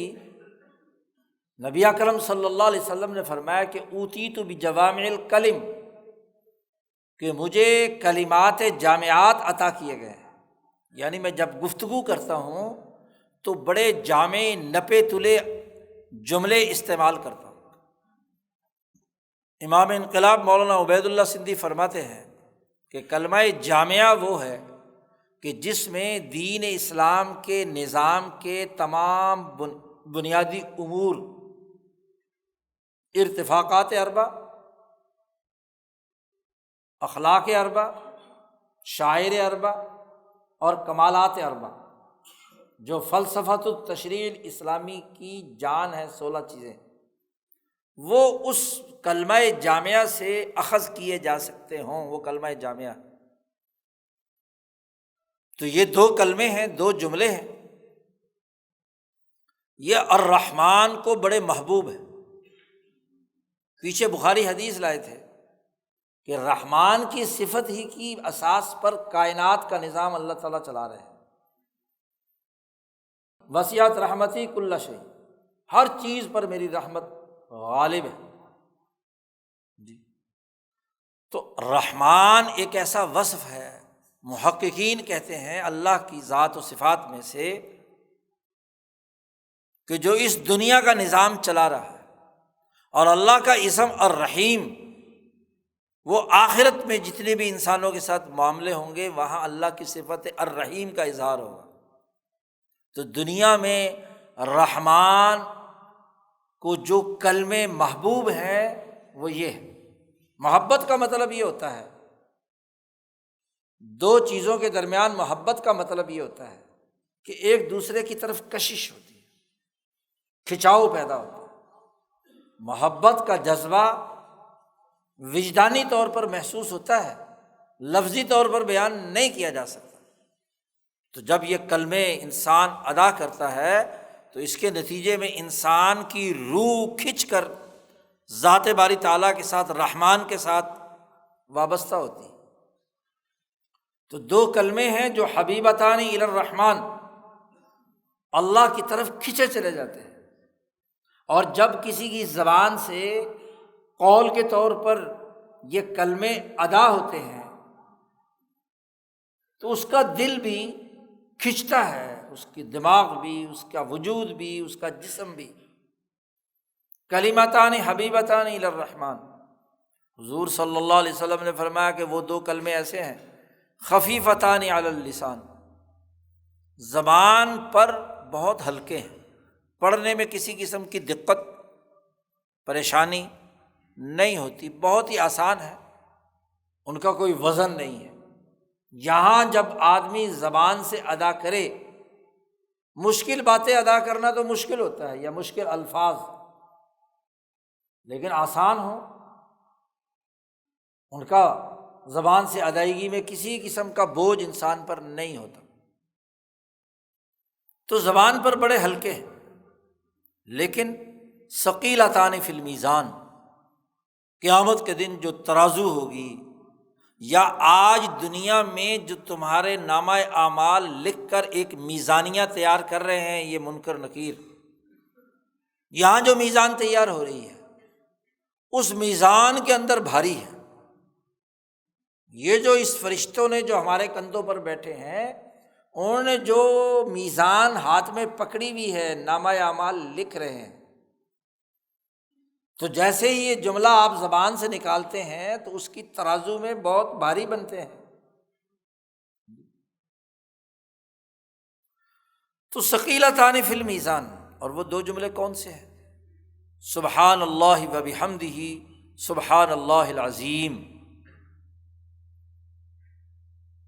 حضرت مجدد الفسانی رحمۃ اللہ علیہ نے اس حدیث کی تشریح کی ہے اپنے مکتوبات میں کہ سبحان اللہ و بحمدہ میں اللہ کی ذات اور اللہ کی صفات یا اسماء کا یہ جو کائنات مظہر ہے، اور اس کے نتیجے میں اس کائنات کی تمام چیزیں ایک ڈسپلن، ایک نظم کے ساتھ انسان کے لیے کام کر رہی ہیں، اور اس سے انسان کو جو راحت مل رہی ہے، تمام چیزیں مل کر رہی ہیں نا، اور وہ جو راحت مل رہی ہے، آرام مل رہا ہے، اس پر یہ بندہ جب دل کی گہرائیوں سے اللہ کی حمد و ثنا اور شکر ادا کرتا ہے تو اللہ کی ذات اور صفات ان دونوں کا اس نے اعتراف کر لیا، اور اتنی وسیع دنیا اور صفات کے اس عالمگیر نظام کو بے ساختہ محسوس کر کے اس نے اپنی عقل کی شکست خوردگی کا اعلان کر دیا۔ سبحان کہتے ہیں کہ جب کسی چیز کو بہت ہی زیادہ حیرت زا دیکھے تو وہ حیران و پریشان ہو جائے کہ اس کو میں سمیٹوں کیسے۔ یہ نظام اتنا وسیع و عریض اور جامع معنی ہے کہ میری عقل اس کا ادراک کرنے سے قاصر ہے۔ لا تدرک الابصار وهو یدرک الابصار، آنکھیں حیران رہ جائیں۔ ایک زمانے میں تو شاید لوگ سمجھتے ہوں کہ پتہ نہیں سبحان کی یہ تشریح کیسی ہے۔ آج جو کچھ اب تک سائنسدانوں نے اس پوری کائنات کا مطالعہ یا مشاہدہ کر کے تصویریں کھینچی ہیں، مطالعہ ہو رہا ہے، لاکھوں کروڑوں نوری سال کے فاصلے پر کائنات کے بننے بگڑنے کا عمل، ایک سیل کے اندر موجود ایک نئی دنیا، جتنی خوردبینیں ایجاد ہو رہی ہیں، اس سے جو سیل اور اس سے متعلقہ چیزوں کی گہرائی اور اس کا پھیلاؤ اور وہاں موجود پورا سسٹم، انسان کی عقل تھک جاتی ہے کہ اس معمولے سے سیل میں، اس کے مرکزے میں، اس پر گردش کرنے والے الیکٹران اور پروٹون میں کیا کچھ دنیا اللہ نے سمیٹ دی ہے، تو سوائے حیرانی اور پریشانی کے اور کوئی سامنے آتی ہے؟ تو بے اختیار پکار اٹھتا ہے، سبحان اللہ و بحمدہ، اللہ بھی اور اللہ کی جتنی بھی صفات کے اظہار سے میرے لیے قابل تعریف چیز وجود میں آئی ہے، اس پر بے ساختہ اس کی زبان سے اللہ اور اس کی صفات کی حمد و ثنا زبان سے نکلی۔ جملہ تو مختصر سا ہے، زبان پر بڑا ہلکا ہے، لیکن اس جملے میں ایک انسان کے قلب اور ذہن و دماغ کا جو تعلق پیدا ہوا، اور وہ تعلق رحمان نے اپنی طرف کھینچ لیا، حبیبتانی الی الرحمن، کہ یہ انسان، اس کے اندر یہ کیفیت ہے۔ آج انسانی جسم میں سیلز کی دنیا تو اپنی جگہ پر رہی، اس کا جنوم تلاش کر کے اس کے جسم میں کروموسومز اور اس سے آگے کی دنیا کی چیزیں، اس کے موروثی امراض کا تعین اور اس کے حقائق کی دریافت، جیسے جیسے کائنات کھوجی جا رہی ہے تو انسان بڑھتا جا رہا ہے۔ اب سائنسدان کہتے ہیں، پہلے زمانے میں کہتے تھے جی ہم نے دنیا میں موجود ساری چیزیں دریافت کر لیں، اب کہتے ہیں کہ معلوم یہ ہوتا ہے کہ اس دنیا میں سے ہم نے اب تک جو ہے بڑی مشکل سے کوئی 1-8%، 5% تک زیادہ تک اب تک ہم کھو چکے، 95% دنیا ہماری نگاہوں سے اوجھل ہے۔ کیا یہ جی؟ اور جس میں اس 5% کا دعویٰ ہے وہ بھی ایک کیلکولیشن ہے نا، پتہ نہیں 5% ہے یا ایک قطرہ ہے جی۔ خضر نے تو موسیٰ علیہ السلام کو پہلا سبق یہ دیا تھا کہ یہ جو چڑیا کنارے پہ بیٹھی ہے نا کشتی کے، اور دریا میں سے اس نے چونچ میں پانی بھرا ہے، موسیٰ علیہ السلام سے کہا تھا کہ میرا اور تمہارا بلکہ مخلوق کا علم اس قطرے جتنی بھی اہمیت نہیں رکھتا، یہ جو اتنا بڑا سمندر میں پانی ہے بڑی مشکل سے اس قطرے کے برابر ہے جی۔ اس پر ہم یہ دعویٰ کریں کہ انا اعلم، میں زیادہ عالم ہوں، تو علم کی دنیا تو بڑی وسیع ہے۔ بخاری کتاب کا اختتام کر رہے ہیں، اس لیے کہا کہ یہ جملہ جو ہے رحمان کے بھی زیادہ محبوب ہے، میزان میں بھی بھاری ہے، اور زبان پر بڑا ہلکا ہے۔ اور دوسرا جملہ فرمایا سبحان اللہ العظیم، کہ اللہ العظیم، یہاں صفات کی بات نہیں ہے، ذات کی بات ہے۔ پہلے والے جملے میں سبحان اللہ و بحمدہ، حمد کے اندر تمام ہر قابل تعریف چیز جس کے ذریعے سے ہمارے وجود کے اندر کسی بھی قسم کی لذت، ذائقہ، محبت، تعلق، فائدہ، نفع حاصل ہوا ہے، تمام اسماء و صفات، تو کائنات اللہ کی اسماء و صفات اور ذات باری تعالیٰ کا مظہر ہے، اسی کی وجہ سے کائنات چل رہی ہے، اس کی تاثیر اس کے اندر ہے۔ ہر چیز میں ایک خاص قسم کی شہود کی کیفیت ذات باری تعالیٰ نے پیدا کر دی ہے، اور اس پر انسان اللہ کا شکر ادا کرتا ہے۔ سبحان، جب اس کی صفات اور اس کی کائنات کی مخلوق میں ہمارا دل دماغ تھک گیا، تو ذات باری تعالیٰ جو اللہ العظیم ہے اس کے بارے میں حیرانی پریشانی تو مزید بڑھ گئی، اس کا ہم ادراک کیسے کر سکتے ہیں؟ ہاں اس کی نعمتوں کا، اس کے نظام کا، اس کے عطا کیے ہوئے علم کا، اس کے بتائے ہوئے مظاہر کا ہم اس سے استفادہ کرتے ہیں۔ تو قدم قدم پر ہم الفقراء الی اللہ، اللہ کے محتاج ہیں۔ تو پھر اللہ اور اس کے رسول نے جو نظام دیا ہے، کیا اس نظام کے محتاج نہیں ہوں گے؟ عقلیات کے پیچھے گھوڑے دوڑانے کے بجائے اس علم کو، اس شعور کو، اس سسٹم کو اپنانا، یہ سب سے بڑی ضرورت ہے، یہ سب سے بڑا تقاضا ہے۔ یہاں پر آ کر امام بخاری نے کتاب مکمل کی ہے۔ یہ حدیث پہلے بھی کئی جگہ لائے ہیں، یہاں لا کر آخری حدیث کے طور پر اپنی کتاب کو اس دعا پر ختم کرتے ہیں کہ ایک طالب علم جب یہ کتاب پڑھے، ایک آدمی اس مجلس میں اسے سنے،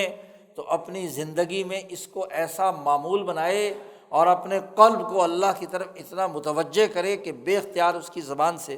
سبحان اللہ و بحمدہ سبحان اللہ العظیم نکلنا چاہیے، تاکہ اللہ کو جو محبوب جملہ ہے، اللہ رحمان کے لیے جو میزان میں بھاری ہے، اس ذمہ داری سے وہ عہدہ برا ہو اور اپنی عقل کو اس نظام کو سمجھنے اور عمل میں لانے کے لیے کردار ادا کرے۔ اس لیے بخاری نے اس حدیث کو پیچھے کئی عنوانوں کے ساتھ لائے ہیں، اور یہاں جس عنوان کے تحت لائے ہیں وہ عدل کی ترازو قائم کرنے کا ہے، قرآن کی آیت کی روشنی میں۔ تو عدل کی اس ترازو جو آخرت میں ہمارے سامنے آئے گی، تو دنیا میں بھی اسے بولتے وقت اور عمل کرتے وقت عدل کے اس نظام کو اپنانا ہے جو اللہ نے نبی اکرم صلی اللہ علیہ وسلم کے ذریعے سے ہم تک پہنچایا ہے۔ یہ بنیادی پیغام امام بخاری دینا چاہتے ہیں، اور اس پیغام ہی کی اساس پر اپنی زندگی کا پروگرام قائم کرنا یہ ہماری ذمہ داری ہے۔ اب جب رسول اللہ صلی اللہ علیہ وسلم نے اپنی تئیں پوری جد و جہد کر کے یہ جو علم وحی کا حاصل ہوا، اس کا پریکٹیکل دنیا میں ایک بہترین عدل و انصاف کے نظام کی صورت میں قائم ہوا، یہ وحی یا کشف صرف ایک نبی کی ذات تک یا صحابہ کی چھوٹی سی جماعت تک محدود نہیں رہا، بلکہ یہ نظام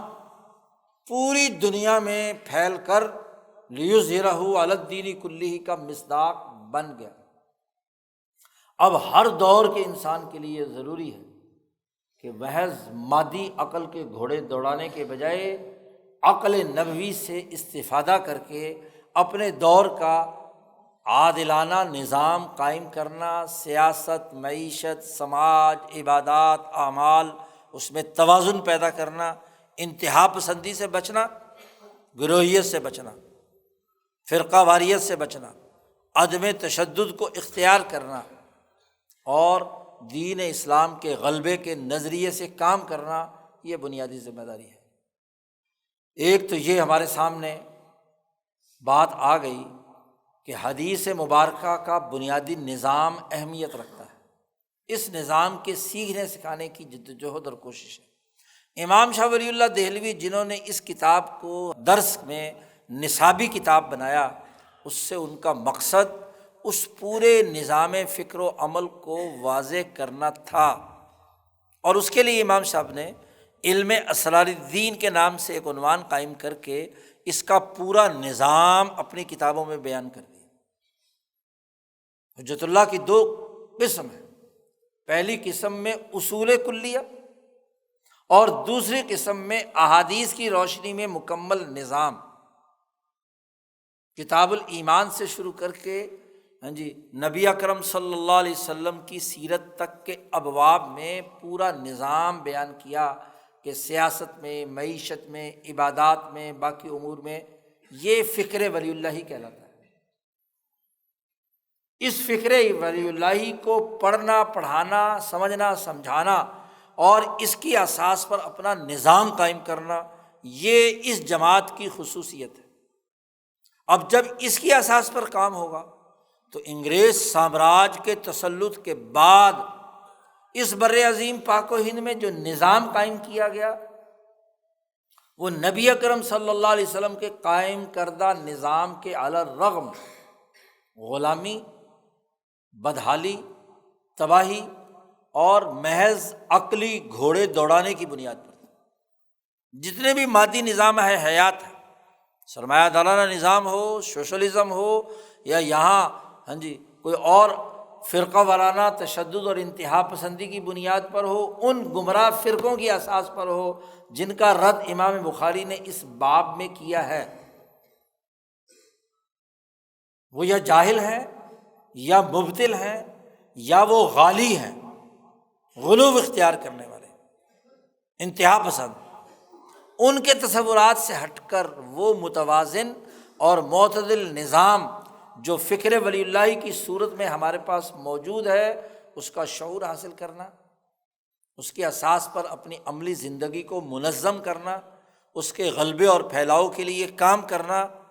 یہ ایک مسلمان کا فریضہ ہے۔ الحمدللہ یہاں آپ نے 17 روز جو وقت گزارا ہے قرآن حکیم کی تعلیم کے حوالے سے اور موضوعات سنے ہیں، یہاں دوستوں کی گفتگو اور تقاریر سنی ہیں، سوال و جواب کیا ہے، ان تمام میں استفادہ نشستوں میں یہ فکر ولی اللہ کے مختلف گوشے خوبی کے ساتھ واضح کیے گئے ہیں۔ اب ہمارا فریضہ ہے کہ انہیں سمجھیں، اس کی دعوت کو اپنائیں، اور یہاں سے جانے کے بعد اپنے نوجوان دوستوں کو دعوت دے کر اس جامع نبوی عادلانہ پروگرام اور نظام سے وابستہ کرنے کے لیے تن من دھن قربان کریں، جدوجہد اور کوشش کریں۔ آدمی جو علم سیکھتا ہے اسے آگے منتقل کرتا ہے۔ رسول اللہ صلی اللہ علیہ وسلم نے بھی ہمیں حکم دیا فَلْيُبَلِّغُ الشَّاهِدُ الْغَائِبَ۔ آپ صلی اللہ علیہ وسلم نے خطبہ حجۃ الوداع میں فرمایا کہ جو لوگ یہاں حاضر ہیں، شاہد ہیں، ان کو چاہیے کہ وہ میرا یہ پیغام غائبین تک پہنچا دیں جو اس مجمع میں موجود نہیں ہیں۔